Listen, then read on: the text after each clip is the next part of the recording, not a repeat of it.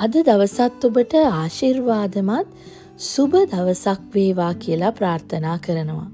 අද දවසෙත් අපි මාවතට එලියා ආශිර්වාද වචනේ සමගයි එකතු වෙන්න යන්නේ. සුද්ධ බයිබලයේ එපිස 1 වන පරිච්ඡේදයේ 7 වන පදේ. ඒ ප්‍රේමවන්ත වහන්සයාණන් තුල උන්වහන්සේගේ කරුණාවේ සම්පතේ ප්‍රකාරයට උන්වහන්සේගේ ලේ කරන කොටගෙන අපේ මිදීම වන අපේ වරදට කමාව අපට ඇත්තේය. හාලෙලූයා. මේ ප්‍රේමවන්තයාණන් වහන්සේ කියන්නේ යේසුස් ක්‍රිස්තුස් වහන්සේ. දෙවියන් වහන්සේගේ සම්පූර්ණ ප්‍රේමය, කරුණාව, ගැලවීම අපට ලැබෙන්නේ ඒ ක්‍රිස්තුස් වහන්සේ තුලින් පමණයි. අපි හිතනවා නම් සියල්ල වෙන්නේ අපේ හොඳකම් නිසා, අපේ ආගමික ක්‍රියා නිසා කියලා එතන පොඩි අතපසුවීමක් අපිට තිබෙනවා. යේසුස් තුල සිටින නිසා තමයි, දෙවියන් වහන්සේගේ දරුවන් නිසා තමයි අපිට බොහෝ දේවල් වලට ස්වාමින් වහන්සේගේ මාර්ගය සැලසුම විවෘත වෙන්නේ. යේසුස් වහන්සේ නැති ගැලවීමක් ඔබටයි මටයි නැහැ.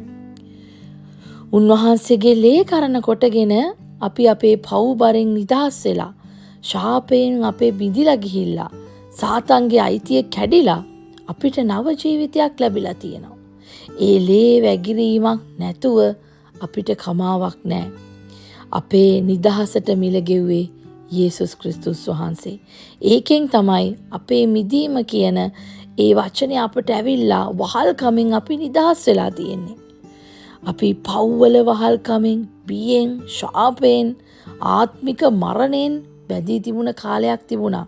නමුත් ක්‍රිස්තුස් වහන්සේ තුල අපි දැන් නිදහස්, දෙවියන් වහන්සේගේ දරුවන්ව නවමැවිල්ලක් වෙලා ජයග්‍රාහකයන් බවට පත් වෙලා සිටිනවා. අපි දැන් ඉන්නේ අතීතයේ සිටිය සිරකරු නෙමෙයි. ක්‍රිස්තුස් වහන්සේ තුල අපි උන්වහන්සේගේ නිදහස ලැබපු පුත්‍රයෙක්, එහෙම නැත්නම් දියණියක්.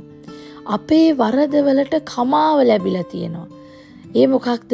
දෙවියන් වහන්සේ ඒ කරපු කුරුසේ පූජාව නිසා අපිට පව්වලට කමාව ලැබිලා නැවත උන්වහන්සේ අපිව හිටියටත් වැඩිය හොඳින් පිළිගන්න උත්සාහ කරනවා.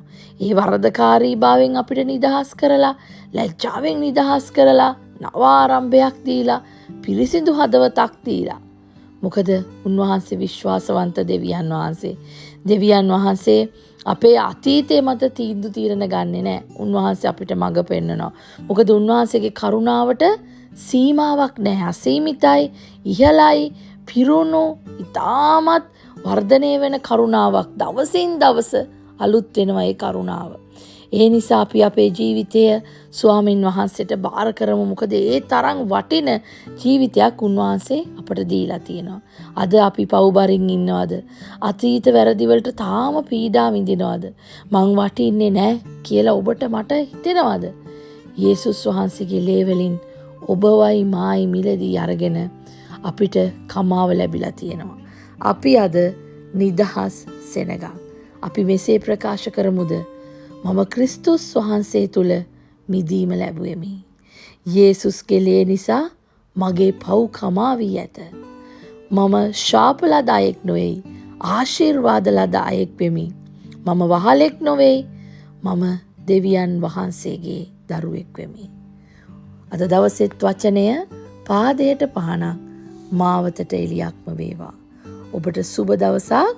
යේසු පේටයි.